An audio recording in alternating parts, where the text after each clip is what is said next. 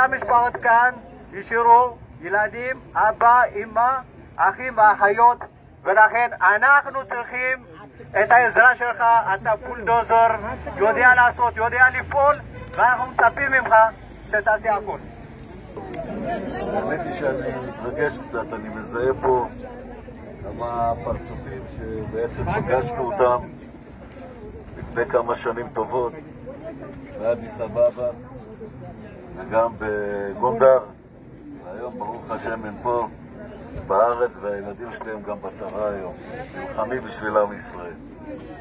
יש כ-1200 יהודים בגונדר ובאדיס שממתינים לעלייה לאחר שמשרד הפנים כבר אישר אותם. ולכן אני קורא לממשלת ישראל, קודם כל אני קורא לשר סופר. ניסיתי לשבת איתו, ישבנו איתו, אני וגבי, הרבה סיפורים היה, אבל כנראה הוא לא מתכוון לסייע.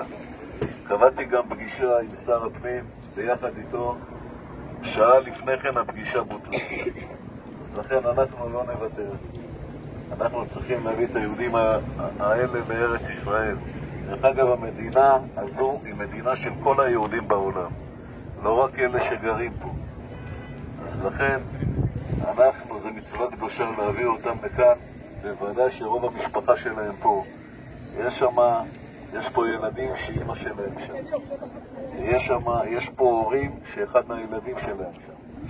זה משהו לא יאומן, ולכן אנחנו נמשיך את מה שהתחלנו לעשות עם חברנו הטוב אברהם נגוסה, דוקטור נגוסה, שהיום הוא שגריר באתיופיה, ואנחנו בעזרת השם נעשה הכל ולא ננוח ולא נשקוט עד שכולם יגיעו לארץ, שכל בן יתאחד עם אמא שלו, כל אמא שתתאחד עם הילדים שלה, וכל סבא שיראה את הנכדים שלו. אז אני מגויס למשימה הזאת כבר הרבה מאוד שנים, ושאני מאמין שחייבים לפעול כאן. זה דבר אנושי, זה דבר בסיסי, בוודאי זה דבר יהודי. אז אנחנו בסבלנות נמשיך, לא נוותר, נמשיך, ובסוף כולם יהיו כאן. לכן אני אומר, אנחנו את המאבק הזה כבר התחלנו עם אברהם נגוסה והרב אלטמן כבר לפני שהגעתי לכנסת. אנחנו נמשיך אותו בגלל שהוא צודק, וזה מאבק יהודי. ואני אומר עוד הפעם, אנחנו לא נוותר עד שכל אב יתאחד עם הילדים שלו כאן, כל אמא יתאחד עם הילדים שלה, וכל ילד שנמצא שם יבוא ויראה את ההורים שלו פה. אז אנחנו בעזרת השם נמשיך לפעול, ובסוף כולם יגיעו, בגלל שאנחנו לא נאפשר לשום ממשלה לא להביא אותם. דרך אגב, זה קורה רק ליהדות אתיופיה, שלא תתבלבלו. מכל העולם עולים יהודים כל יום. הבעיה פה זה עם יהדות אתיופיה. יש פה גזענות לטעמי שאנחנו גם לא נאפשר אותה. אני גם מתבייש שזה המצב עוד כשאנחנו עוד בממשלה.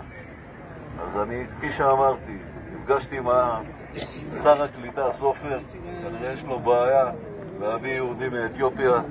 אני ניסיתי גם לקבוע, אמרתי, פגישה עם שר הפנים והשר סופר, ושעה לפני הפגישה הם לא באו, אבל אל תדאגו, אני איתכם כל הזמן, לא רק אני. עוד יש הרבה יהודים טובים פה בארץ שלא מקבלים את המצב.